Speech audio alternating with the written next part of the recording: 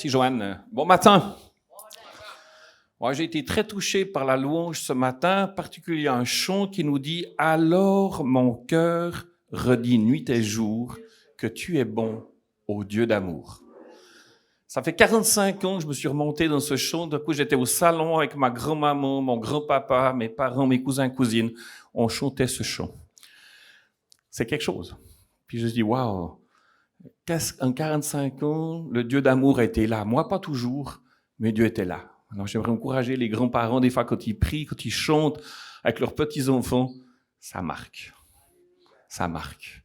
Donc, ne vous gênez pas de prier, de chanter, d'élever le nom de Jésus avec vos enfants, petits-enfants, parce que moi, je vois ma grand-maman avec son vieux organium dans le salon, en train de casser les doigts, selon moi, mais qui chantait ce chant de tout son cœur. Puis mon papa était bien malade à ce moment-là, puis ça faisait du bien de pouvoir chanter quelque chose. Puis ce matin, j'étais ému de dire « Waouh, mais c'est vrai.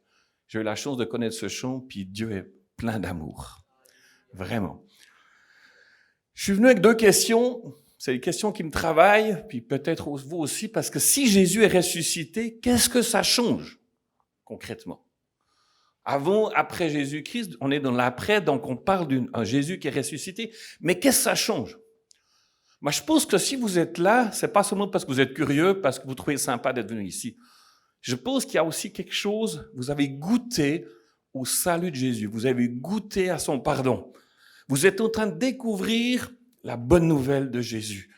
Puis vous accueillez, comme moi, petit à petit, sa présence rassurante dans nos journées. Jésus ressuscité, c'est ça, c'est lui laisser de la place. Donc, est-ce qu'il peut faire quelque chose? Je crois. Ma paix peut-il vraiment transformer nos vies? Parce qu'avant Jésus, Dieu faisait son apparition de temps en temps. Après Jésus, je vais dire, c'est le ciel qui vient vraiment à la rencontre de la terre, nos cœurs. Puis le royaume de Dieu gagne du terrain chaque jour. Et j'espère aussi dans mon vie. Hier soir, j'ai eu la chance d'être invité à un anniversaire ici, dans cette salle, les 50 ans de mon ami Alexandre. Je connaissais Alexandre, sa femme Julie, qui était la responsable, leur fille, une autre personne. Puis il y avait 180 personnes ici. C'était extraordinaire, une belle fête. Et tous des directeurs, des chefs d'entreprise dans la Naudière qui se rencontraient. Puis j'ai dit, pourquoi je suis invité là? Puis Julie m'a dit, mais tu connais la salle, puis je veux que tu sois là. Puis c'était beau parce qu'à un moment donné, il y a un des grands patrons de la région qui arrive vers moi. Mais Laurent, tu sais, j'ai tout réussi dans ma vie. J'ai une super femme, j'ai des enfants, 4 enfants, ça va vraiment bien. Par contre, ici, c'est vide. Il se passe quoi dans cette salle? J'ai dit, bienvenue dans l'église. Pardon? C'est le Cerf-Blanc, une église. Une église, ici? Puis il cherchait une croix, il cherchait quelque chose. Non, c'est discret. Tu sais, Jésus veut vivre. Puis il m'a dit, je veux te voir, je veux boire un café avec toi, parce que j'ai des grandes questions. J'ai perdu mon père, j'ai perdu ma mère, puis je me dis, la vie, il y a peut-être autre chose. Peut-être avec toi, je peux discuter. Ça a été avec plusieurs personnes, j'ai eu ce genre de discussion hier soir autour des tables, c'était extraordinaire, donc merci à toute l'équipe qui travaille fort. Michel, il a fini à 4h30 ce matin de tout ranger. Vous êtes assis, tout est beau. La salle hier soir était magnifique pour la fête, mais il fallait tout ranger après. On est là assis, parce qu'il y a des gens qui ont travaillé, il y a des gens qui prient pour les réceptions, il y a des fruits qui vont se porter. Donc vraiment, merci à l'équipe qui travaille fort pour cette salle et merci à vous tous qui donnez des coups de main. Ça fait quelque chose. En tout cas, hier soir, plusieurs m'ont dit, mais dans cette salle, il y a quelque chose ici. Alors oui, c'est la présence de Dieu.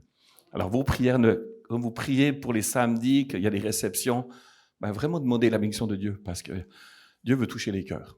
Vraiment. Donc, après Jésus-Christ. Il y a 18 mois, j'ai eu le cadeau, le privilège de me rendre en Égypte. On était plusieurs chrétiens de différentes églises, on réfléchissait pour Jésus 2033, comment est-ce qu'on va fêter au Moyen-Orient les 2000 ans de la résurrection de Jésus. Puis c'était une bonne question, qu'on a pris du temps dans la prière, dans le partage, mais j'ai eu la chance aussi 2 jours après cette séminaire de partir 2 jours dans la ville du Caire pour me promener comme touriste.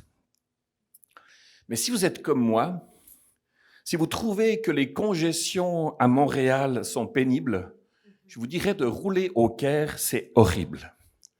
Les voitures se touchent sans arrêt. ça coince, ça klaxonne, ça respecte pas les uns les autres. Je me dis, comment est-ce qu'il apprend à faire son permis conducteur? Mais t'es là-dedans, je suis tendu.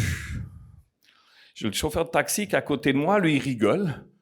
Mais moi, je vois tout ce trafic. Ça n'arrête pas, ça n'arrête pas. Je commence à respirer mal. Pourtant, je suis quelqu'un, me semble, d'assez courageux. Mais là, être copilote, j'aimais pas trop ça. Et tout d'un coup, sans crier, il y a un piéton qui se jette devant nous. J'ai commencé à crier. Puis t'as le chauffeur du taxi qui rigole. Inch'Allah. Comment ça, Inch'Allah? Ben ouais, ma religion musulmane dit Inch'Allah, mais tu veux dire quoi? Ben si je l'avais tué, c'était Inch'Allah, j'y pouvais rien. Dieu l'a décidé, c'était son jour. Puis moi, je lui dis, ben, il me semble que Jésus, moi, il est différent qu'Inch'Allah. Hein? Quand je prie, ben ok, monsieur a fait une bêtise de se pas regarder, mais moi, quand je prie, les choses peuvent changer. Ah bon? Ok. On continue notre route, puis il me dit, écoute, je t'emmène voir les pyramides, les merveilles du monde. Donc j'arrive devant ces pyramides. Oh, c'est grand, c'est énorme, c'est majestueux. Je suis là, moi je suis un passionné de l'histoire, je suis un passionné de voir comment est-ce que les hommes créent quelque chose d'extraordinaire qui dure. Mais j'ai des questions. Comment est-ce que ces hommes, à l'époque, ont-ils pu transporter ces immenses roches sculptées pour faire une pyramide? Ils n'avaient pas d'ordinateur 3D, d'architecte pour créer ça, mais ça tient, ça résiste. C'est fou. Mais le chauffeur de taxi, là, il me regarde, il dit « Laurent, c'est bizarre, mais j'ai quelque chose en moi qui monte, je le dis. Tu vois que c'est beau, mais au fond de toi, tu es un touriste différent. Tu n'es pas en train d'applaudir, de « Waouh, ça ne te nourrit pas ce que tu vois. » Je lui dis « Mais tu as raison. » Il y a quelque chose que je regarde, puis je comprends pas, mais je ressens une tristesse. Alors on discute, puis je suis désolé, puis je dis, mais lui, il est tellement fier de me montrer ses pyramides, son chef-d'œuvre de son pays, mais moi je suis là un peu triste. Après d'un coup, il me dit, mais Laurent, j'ai compris. Qu'est-ce que tu as compris? Tu sais, les pyramides, en fait, c'est un tombeau de notre grand roi d'Égypte. Toi, comme chrétien, tu n'es pas intéressé à un tombeau. Tu t'intéresses sûrement à la résurrection. Waouh, mais nous, les Égyptiens, on honore nos morts.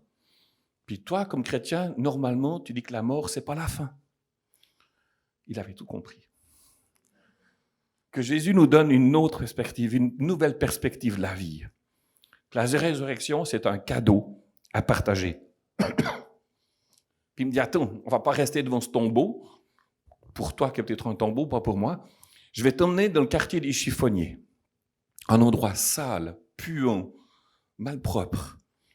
C'est là que les chrétiens trient les poubelles de toute la ville du Caire. Mais ce qui est extraordinaire dans ce quartier, il y a une montagne. Qu'est-ce qu'ils ont fait avec cette montagne? Ils ont creusé dans la roche. Ils ont creusé. Et ils ont créé une église. Pardon. Et puis tout au fond de cette église, sur le mur, écrit en très grand, Jésus est ressuscité. Alors ça change de perspective. Puis là, il était là, ce guide me dit, mais Laurent, c'est vrai que je me pose des questions. Mais quand je viens ici, quand je vois tous les chrétiens de ma ville qui sont les responsables de trier les poubelles, je dis, waouh, heureusement qu'ils sont là, ils aiment notre ville. Mais sans eux, le Caire serait horrible. Mais quand je viens avec des touristes comme toi, quand je m'assieds dans cette église, puis je regarde Jésus ressuscité, ça vient me chercher.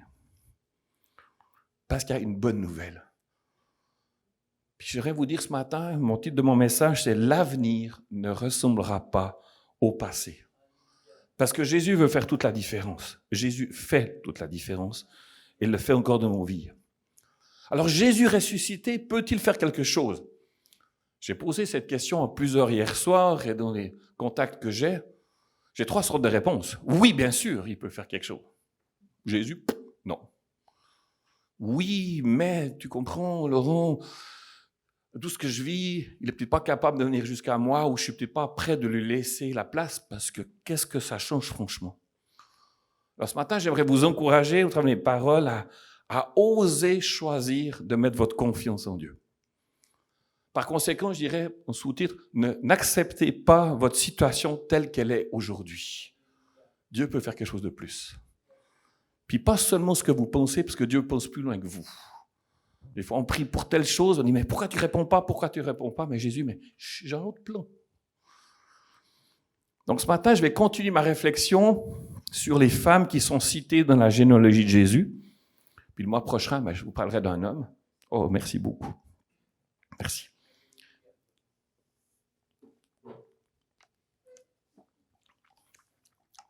C'est peut-être les restes de la fête de hier soir, pourtant il me semble que j'étais raisonnable. Oh, merci. Donc il y a un mois, on a vu comment Dieu a fait justice à Tamar. Aujourd'hui, j'aimerais vous parler de Rahab. L'avenir ne ressemblera pas au passé. Rahab a quitté avec courage son travail comme prostituée. On va voir comment est-ce que Dieu l'a sorti là-dedans. Rahab, ce qui est extraordinaire, on va lire toute son histoire ce matin, mais elle fait partie des héros de la Bible. Elle a refusé de se laisser contaminer par la peur, la terreur qui régnait dans sa ville. Tous les gens autour d'elle commençaient à fermer leurs portes. Rahab a choisi d'ouvrir la porte, pris le risque. Au lieu d'écouter la voix de la majorité qui disait « de toute façon, on n'y arrivera pas, on est fini, il faut se protéger », au lieu de suivre la voie qui semblait être raisonnable, faites des provisions, barricadez-vous, enfermez-vous, elle a osé, Rahab, faire quelque chose de différent. Elle a cru en Dieu. Et son geste l'a non seulement sauvé, mais toute sa famille aussi. Donc, qui est donc Rahab? J'ai été ému en relisant cette histoire, puis on va lire l'histoire presque complète de Rahab. Donc, si jamais ça se trouve dans le livre, dans la Bible, dans Josué, au chapitre 2. Le texte va apparaître. Puis j'ai choisi de vous le lire en complet. Josué, fils de Nun, donc Josué, c'était le chef de l'armée. Les Israélites ont passé 40 ans de désert, ils arrivent au pays de Canaan et ils se retrouvent face à Jéricho, une ville fortifiée de l'époque. Josué, fils de Nun, fit partir secrètement de Sittim 2 espions leur disant « Allez explorer le pays, en particulier Jéricho. » Ils partirent et arrivèrent dans la maison d'une prostituée du nom de Rahab et ils y couchèrent. On dit au roi de Jéricho, il y a des Israélites qui sont arrivés ici cette nuit pour explorer le pays. Alors le roi de Jéricho envoya dire à Rahab, fais sortir les hommes qui sont venus chez toi, qui sont entrés dans ta maison. En effet, c'est pour explorer tout le pays qu'ils sont venus. Jusque-là, de s'appeler Rahab la prostituée, c'est pas le genre de titre qu'on aime bien entendre. Hein? Si on s'appelait comme ça, salut Laurent le grand voleur, là, des titres comme ça. Il y a un roi qui, je parle un petit peu de ce roi, mais là, il entend qu'il y a quelque chose. Ah, Rahab, c'est quelque chose. La femme prit les 2 hommes et les cacha. Puis elle dit, c'est vrai que des hommes sont arrivés chez moi, je ne savais pas d'où ils étaient. Et au moment où l'on allait fermer la porte, la ville avait une seule porte à Jéricho, tout le monde entrait et sortait par la même porte. Donc au moment où on allait fermer la porte, à la tombée de la nuit, ils sont sortis. J'ignore où ils sont allés. Dépêchez-vous de les poursuivre et vous les rattraperez. Mais en fait, Rahab avait fait monter les espions sur le toit et les avait cachés sous des tiges de lin qu'elle y avait arrangées. Les hommes du roi, donc ces hommes, les poursuivirent par le chemin qui mène au gré du Jourdain et l'on ferma la porte après leur départ. Avant que les espions se couchent, Rahab monta vers eux sur le toit et leur dit, « Je le sais, l'Éternel vous a donné ce pays. La terreur que vous inspirez s'est emparée de nous et tous les habitants du pays tremblent devant vous.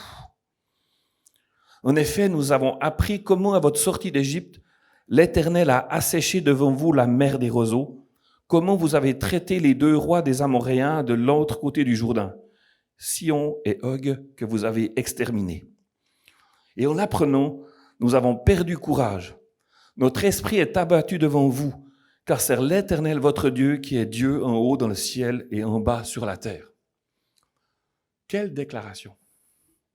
J'ai personne qui est venu en face de moi un jour, Tu sais, Laurent, j'ai peur de toi parce que le Dieu que tu aimes, il sait tout. Il peut tout. Mais là, Rahab a ce courage de dire ça. Elle dit, waouh, je ne vous connais pas, mais ce que je sais, ce qu'on raconte de vous, c'est vrai. Nous, on a peur, mais il y a quelque chose en vous qui est différent. Maintenant, je vous en prie, jurez-moi par l'Éternel que vous aurez pour ma famille la même bonté que moi pour vous. Donnez-moi l'assurance que vous laisserez vivre mon père, ma mère, mes frères, mes sœurs et tous les leurs, que vous nous sauverez de la mort. Ces hommes lui répondirent, nous le jurons sur notre propre vie, si vous ne divulguez pas ce qui nous concerne, et quand l'Éternel nous donnera le pays, nous agirons envers toi avec bonté et fidélité.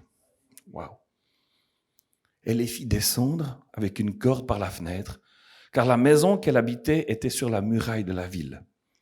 Elle leur dit, allez du côté de la montagne, sinon vos poursuivants risqueraient de vous rencontrer. Cachez-vous là pendant 3 jours, jusqu'à ce qu'ils soient rentrés. Après cela, vous poursuivrez votre chemin. Ces hommes lui dirent, voici de quelle manière nous nous acquitterons du serment que tu nous as fait faire. À notre entrée dans le pays, attache ce cordon de fil rouge à la fenêtre par laquelle tu nous fais descendre et rassemble avec toi dans la maison ton père, ta mère, tes frères et toute ta famille. Si l'un d'eux passe la porte de ta maison pour aller dehors, son sang retombera sur sa tête et nous en serons innocents. En revanche, si l'on porte la main contre l'un de ceux qui seront avec toi dans la maison, quel qu'il soit, son sang retombera sur notre tête. Si par ailleurs tu divulgues ce qui nous concerne, nous serons quittes du serment que tu nous as fait faire. Elle répondit, qu'il en soit comme vous l'avez dit. Elle prit congé d'eux et ils s'en allèrent. Puis elle attacha le cordon rouge à la fenêtre. Ils partirent et arrivèrent à la montagne où ils restèrent 3 jours, jusqu'à ce que tous ceux qui les poursuivaient soient rentrés. Ceux qui les poursuivaient les cherchèrent dans toute la région, mais sans les trouver. Les 2 hommes redescendirent la montagne, passèrent le Jourdain. Ils vinrent vers Josué, fils de Nun, et lui racontèrent tout ce qui leur était arrivé. Ça, c'est le chapitre 2 de Josué, mise en scène. Jéricho tremble, 2 espions arrivent, rencontrent une prostituée, il y a un arrangement entre eux, il y a une promesse qui est dite, et les 2 espions retournent vers Josué. 5 chapitres plus tard, on arrive au Josué 6, c'est le jour de la bataille, c'est Jéricho. Vous savez qu'ils ont fait le tour de la ville, qu'ils ont prié quelque chose, puis voilà ce qui s'est passé. Jéricho était fermé, barricadé devant les Israélites. Personne n'en sortait, personne n'y entrait. Je saute au verset 16. Josué dit au peuple, poussez des cris, car l'Éternel vous a livré la ville. La ville sera vouée à l'Éternel, elle et tout ce qui s'y trouve. Mais on laissera la vie à Rahab, la prostituée, et à tous ceux qui seront avec elle dans sa maison, parce qu'elle a caché les messagers que nous avions envoyés. Le peuple poussa des cris et les prêtres sonnèrent de la trompette. Lorsque le peuple entendit le son de la trompette, il poussa de grands cris et la muraille s'écroula. Le peuple monta dans la ville, chacun devant soi, et ils s'emparèrent de la ville. Le peuple poussa des cris. C'est peut-être ce qu'on fait le dimanche matin. La louange, c'est puissant. Quand on est ensemble, quand on déclare que Dieu est bon, comme on l'a chanté tout à l'heure, que Dieu, son amour est là, il se passe des murailles dans nos vies qui tombent. J'aimerais vous inviter à ne pas négliger la puissance de prier, de louer Dieu ensemble. Josué dit aux 2 hommes qui avaient exploré le pays, « Entrez dans la maison de la femme prostituée et faites-en sortir cette femme et tous les siens, comme vous le lui avez juré. » Les jeunes espions entrèrent chez Rahab et en firent sortir Rahab, son père, sa mère, ses frères et tous les siens. Ils firent sortir tous les membres de sa famille et les installèrent en lieu sûr à l'extérieur du camp d'Israël. Quelle belle histoire, non?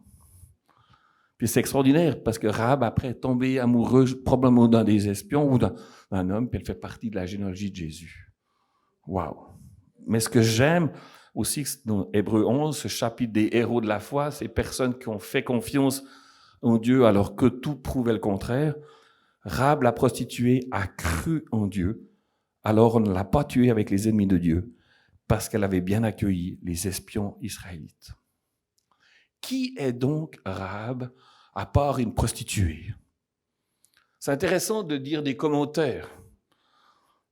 Certains disent, puis je trouve intéressant, Rahab était probablement à l'époque une des épouses du roi de Jéricho. Mais le roi, à un moment donné, il a un ras-le-bol de Rahab. Il dit non, je te répudie, je vais prendre une autre femme. Et puis il aurait voulu la mettre Rahab dans son harem où toutes les femmes du roi, restez là. Je vous paye votre pension jusqu'à la fin de votre jour, ça s'arrête là. Mais certains disent, puis je ne sais pas si c'est vrai, mais je trouve que Rahab a dit non. Moi, je ne suis pas d'accord. Comment ça, tu n'es pas d'accord? Je te propose un marché. Donne-moi la maison qui est près de la muraille avec la fenêtre. Puis je vais être prostituée, mais pas seulement ça. Il y a des hommes qui vont venir chez moi, puis depuis la fenêtre, je vais pouvoir voir qui c'est qui entre, qui sort. Et je te ferai un rapport au roi. Comme ça, tu sauras. Est-ce que c'est vrai? Ça, je trouve intéressant, en tout cas. On ne sait pas. Ce n'est pas ça le plus important. En tout cas, les archéologues, quand ils ont retrouvé les ruines de Jéricho, ils ont vu que la muraille, elle mesurait plus de 10 mètres de haut et 4 mètres de large. Donc, c'est énorme pour une construction de 1450 avant Jésus-Christ environ. Normalement, cette muraille est protégée contre toute attaque. Rahab, dans son appartement, il y a une fenêtre. Elle voit tout ce qui se passe dans sa ville. Non seulement elle voit, mais elle peut écouter, je vais dire, radio-couloir. Elle écoute tous les potins. Elle écoute toutes les nouvelles locales. Elle sait ce qui se raconte dans sa ville. Elle voit les soldats se préparer pour la guerre. Puis elle entend au travers de la bouche des soldats tout ce que Dieu a fait pour les Israélites. Elle apprend comment les Israélites ont remporté avec une très grande facilité la guerre contre les ennemis. Donc, autour d'elle, c'est la peur, c'est la panique, mais elle, ce qu'elle entend, il y a quelque chose qui vient la rencontrer. Waouh! Il y a une possibilité peut-être d'en s'en sortir. Ce Dieu-là, est-ce que je peux le rencontrer? Est-ce que je peux le connaître? Qu'est-ce que je peux faire? Elle comprend en tout cas que son peuple semble accepter la défaite avant même d'entrer en combat. Impossible de gagner. Parmi ses voisins, ses compatriotes, comme je l'ai dit, ils tremblent. Ils sont dans la terreur.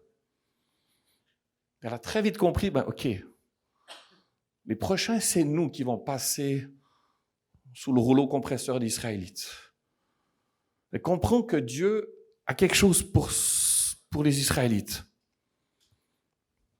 Donc elle voit, elle entend, puis elle ne se laisse pas toucher par tout ce qu'elle voit, ce qu'elle entend. Comment ça se fait? Puis moi, je me suis dit, mais peut-être depuis sa fenêtre, elle voit le camp des Israélites, qui n'est pas très loin, je crois environ une 15aine de kilomètres. Ils ne sont pas très très loin, mais elle voit autre chose. Elle voit le soir une colonne de feu. C'est Dieu qui rencontre, qui descend du ciel sur les Israélites. Elle dit, tiens, ils vont nous attaquer, mais ils vivent comme au plein jour. Même la nuit, ils sont éclairés, ils n'ont pas peur. La nuit, pour les Israélites, ne semble pas exister. Nous, on se cache, on se barricade, on a peur, on tremble, on essaie de faire des réserves, on essaie de se rassurer. Eux sont là, à une 15aine de kilomètres. Ils attendent, on ne sait pas trop quoi, mais on les voit. Elle voit un peuple nombreux, confiant, qui vont avancer un jour, mais elle ne sait pas quand. Elle comprend très bien que les murs de Jéricho, que la mise en place de ces puissantes fortifications ne va pas suffire à les protéger. Elle ne sait pas encore si elle va s'en sortir, si elle pourra sauver sa famille. Mais ce que je trouve quand je lis Josué 2, elle est confiante malgré tout. Elle ne se laisse pas avoir par tout ce qui la contamine. Le roi, lui, voit aussi la colonne de feu. Mais lui, il se prépare au combat. Il essaie de rassurer. Puis il espère bien sûr que les rapports de Rahab vont lui donner une faille pour combattre l'ennemi, pour gagner la guerre. Puis un jour, Rahab regarde à nouveau par la fenêtre, elle voit la délivrance arriver. Elle voit 2 hommes. Ah, ça, ils ne sont pas de chez nous, ceux-là. Il faut que je les fasse entrer. Alors j'imagine que les 2 espions entraient dans la maison d'une prostituée. Ouf, où est-ce qu'on arrive? Surprise. Puis je me suis posé une question, mais si j'étais un voisin de Rahab, qu'est-ce que j'aurais pensé en voyant ma voisine accueillir ces 2 hommes chez elle? Pas quelque chose de beau en tout cas. En tout cas, ce n'est pas sur Rahab que j'aurais parié pour sauver ma ville. Rahab, comme je l'ai dit, n'écoute pas Radio Couloir. Elle n'écoute pas tous les bruits qui sont autour d'elle, qui découragent, qui créent la division, la peur. Rahab, c'est une prostituée.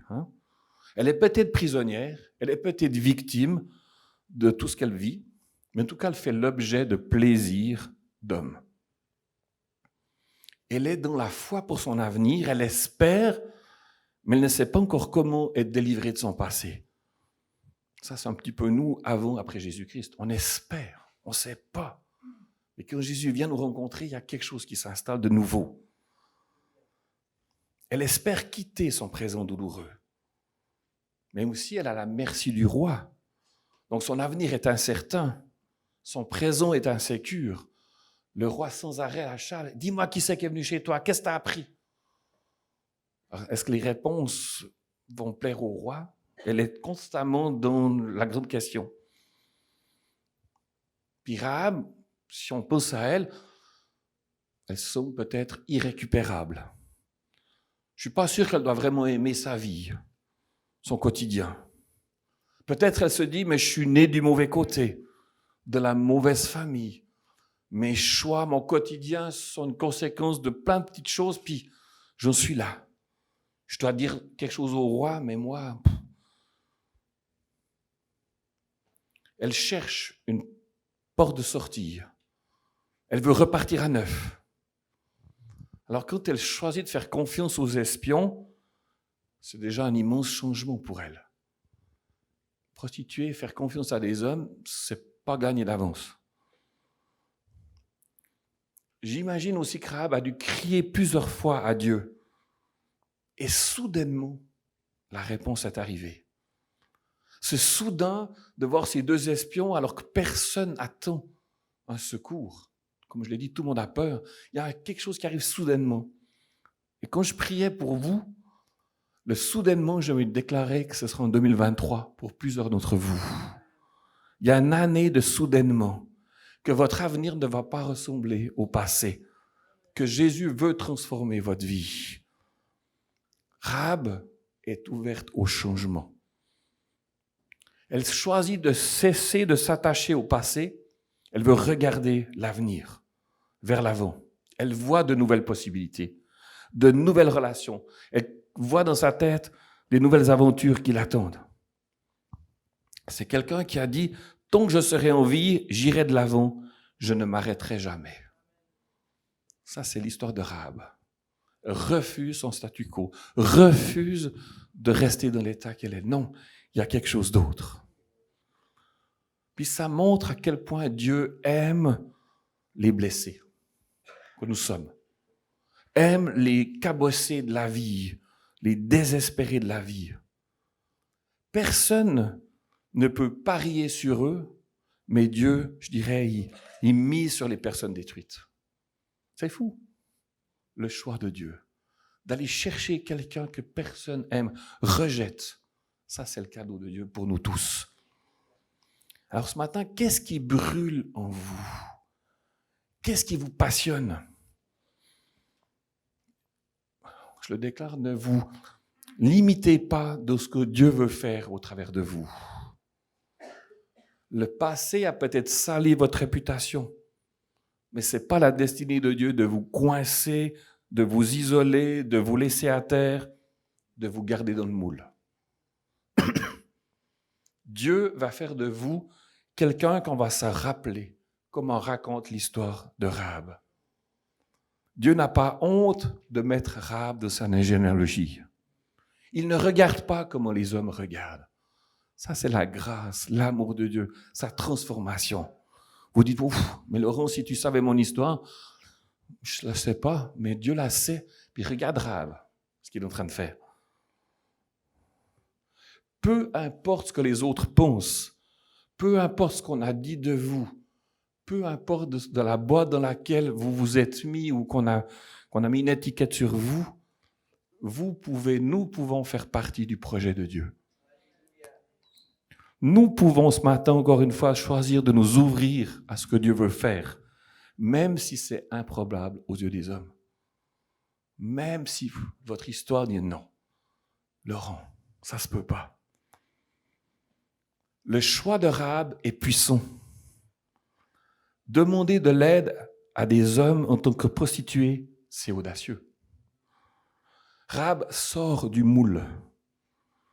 En restant dans ses limites, probablement que Rahab serait morte. En acceptant le statu quo, la défaite, comme tous les autres, Rahab, on n'entendrait plus parler d'elle. On n'aurait jamais entendu parler de cette femme.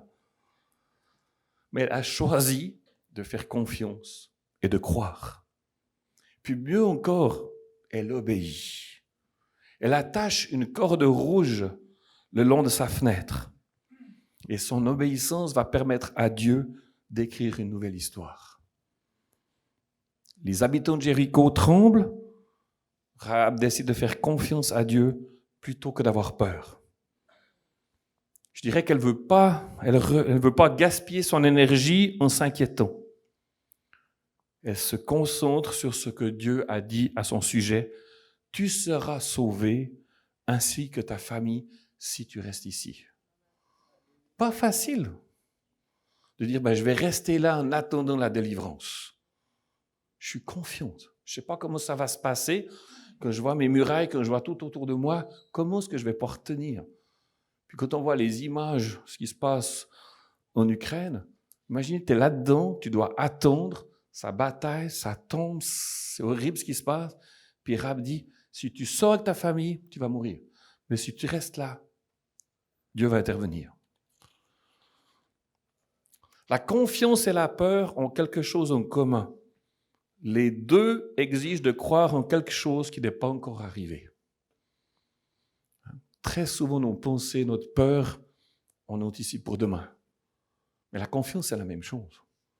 Qui c'est que je vais laisser gagner dans mes pensées? La peur ou la confiance? Ce sur quoi nous focalisons prendra racine dans nos vies. On le sait, tôt ou tard. Alors en 2023, une année de soudainement, oui, j'y crois, mais aussi cultivons nos pensées basées sur la confiance, la foi, l'espoir, la victoire, et on verra des percées. Rahab, elle aurait pu se dire, mais je suis indigne de recevoir de l'aide. Regarde mon quotidien, regarde mon histoire. Et pourtant, son péché ne l'a pas empêché de croire et de suivre Dieu. C'est quoi ce cordon rouge qui est suspendu à sa fenêtre? En Angleterre, jusqu'au XVIIIe siècle, on signalait les quartiers chauds par des lanternes rouges. On savait quel genre de femmes ou d'hommes étaient dans ces maisons à cause des lanternes rouges. Alors peut-être, à Jéricho, les gens qui passaient devant la maison de Rahab la montraient du doigt. C'est ici Rahab, la prostituée, qui habite. Mais sur la croix, Jésus a versé son sang pour les pécheurs que nous sommes. Et le livre d'Ésaïe, qui a été écrit plusieurs siècles avant la croix, décrit ce qui arrive à ceux qui croient. L'Éternel dit, même si vos péchés sont de couleur cramoisie, c'est-à-dire un rouge vif, ils deviendront blancs comme la neige. C'est pas extraordinaire, ça? Ça, c'est la puissance de Jésus pour nous. Notre histoire, tout ce qu'on nous a sali, tout ce qu'on a cru, Jésus dit, sur la croix, mon sang, ma corde rouge, si tu la regardes, si tu acceptes, je peux te transformer. Nous n'avons pas à vivre avec ce rouge qui nous rappelle tout notre passé. Si on a dit des choses sur nous, en Jésus, on peut dire, je délie ces mensonges.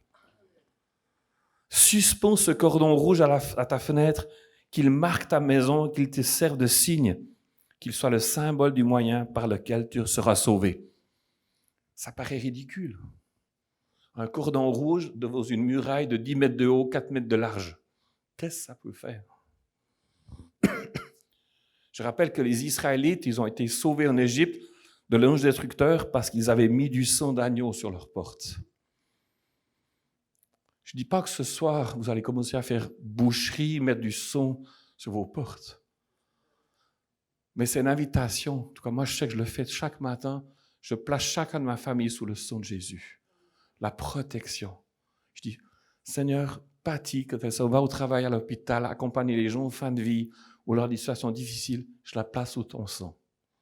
Est-ce que c'est la prière magique? Non. Mais je sais que le sang de Jésus va protéger, va donner une autorité, une confiance. Puis c'est une confiance que j'ai en Dieu pour Patty, pour ma femme, pour chacun de mes enfants. Ce corde rouge, c'est l'invitation à dire, Jésus, j'ai besoin de ton sang. Le sang de Jésus veut nous donner un avenir qui ne ressemblera pas à notre passé. Parce que Jésus nous offre constamment une seconde chance. Nos actions du passé, c'est pas ça qui va nous dicter aujourd'hui et demain. Que Jésus est venu pour les cœurs brisés, les corps déchirés, pour nous sauver de toutes nos addictions, de toutes nos dépendances. Vous savez que je fais quelques heures dans la prison à Joliette, puis je rencontre des femmes dans le bureau où certaines me racontent leur histoire ou leur souffrance, leur douleur. Puis vendredi, je suis avec une détenue que j'appellerais Sylviane. Elle me dit, Laurent, il faut que je te parle. Je suis en prison, je suis enfermé dans des murs, mais il y a un plus grand mur que dans mon cœur. C'est ma relation conflictuelle avec ma mère. Elle ne me parle pas, je ne lui parle pas. Je sens au fond de moi que c'est déchirant. Je ne sais pas quoi faire. Je suis vraiment pas libre. Sylviane, elle croit en Dieu. Elle découvre de plus en plus qui est Jésus. Puis je lui dis, écoute Sylviane, on va faire une prière les deux. Je vais te demander de rester silencieux. Puis on va demander à Dieu, mais ça a commencé où cette colère contre ta maman? Ça a commencé quand cette amertume envers ta maman? Ça a commencé quand tu as choisi de mettre ta maman de côté? Puis ça fait 30 secondes. Au prix, elle me dit, Laurent, je vois. Je dis, où déjà? Moi qui n'étais pas prêt, mais elle était prête. Elle me dit, Laurent, j'ai 8 ans. Je suis avec ma petite sœur qui a 5 ans. On est toutes seules dans la maison. Papa, ça fait longtemps qu'il est parti. Maman travaille. Puis ce jour-là, c'est la fête des mamans. Puis maman est rarement avec nous. On doit toujours se débrouiller les deux. Mais elle nous a dit, maman, elle viendrait souper avec nous ce soir. Donc, ma petite sœur et moi, on dit, on va lui faire une carte. C'est la fête des mamans. Puis on va nettoyer la maison. Puis elles s'appliquent, elles font des beaux dessins, elles me racontent tout ça, Sylviane. C'est magnifique. Puis le soir, maman rentre du travail et elle voit la maison. Elle se fâche. Elle se met en colère parce que la maison est nettoyée comme un enfant de 8 ans. C'est pas propre. Il y a de l'eau encore partout. Ça n'a pas le temps de sécher. Donc maman voit tout ce qui ne va pas. Elle crie, elle se met en colère. Elle prend les dessins, elle les déchire devant ses filles. Elle prend Sylviane. Elle l'enferme dans la salle de bain. Elle la tape, elle la tape, elle la tape jusqu'à ce que le sang sorte de Sylviane. C'est horrible. Puis là, Sylviane me dit, ce jour-là, j'ai décidé que ma mère, je la mets de côté. Je la tasse. J'irai chercher ailleurs l'amour et le soutien. Puis je lui dis, wow. Puis je lui dis, OK, Sylviane, est-ce que tu peux faire une deuxième prière? Jésus, il est où? Il est où dans cette situation? Est-ce qu'il est là ou est-ce qu'il est loin? Elle me regarde, mais il est loin. Je dis, demande-lui. Laurent, Jésus, il est là. Ah ouais, qu'est-ce qu'il fait? Il pleure. Lui aussi, il crie de douleur, comme moi. J'ai dit, Sylviane, t'es prisonnière, hein, à cause de ton vœu. Je dis, oui, je dois faire quoi? Je dis, je vais te demander quelque chose de très difficile. Veux-tu briser le lien que tu as fait? Veux-tu demander pardon à Dieu parce que tu as dit ça? C'était ta protection. Je comprends. Puis c'est correct. Ta maman t'a pas protégé. Ta maman t'a pas donné l'amour qu'elle devait pour toutes sortes de raisons. Ce qu'elle a fait, c'est grave. Mais toi, tu as choisi une porte de sortie selon la tienne. Tu t'es fait un vœu et tu t'es enfermé. Veux-tu briser ce lien en demandant pardon à Dieu? Puis même peut-être, est-ce que tu arrives à pardonner à ta maman?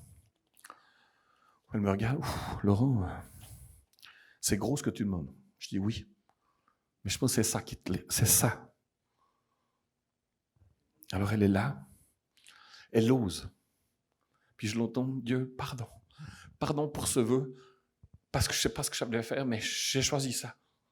Puis j'ai besoin de ma maman, mais je ne sais pas comment la trouver aujourd'hui, je ne sais pas quoi faire, mais pardon. Waouh! Je pleure, je pense à Rahab, je pense à l'histoire de Sylviane. Je dis, Dieu, mais non, elle a fait quelque chose, mais toi, tu fais quoi? Montre-lui quelque chose, parce que ça ne suffira pas qu'elle t'entende crier. Elle a besoin de quelque chose de plus. Puis je lui demande, mais maintenant que tu as demandé pardon, redemande à Jésus, est-ce qu'il est toujours là? Puis qu'est-ce qu'il fait? Puis elle accepte. Puis d'un coup, je vois son visage, ses yeux qui s'ouvrent. Laurent! Vous allez entendre la suite.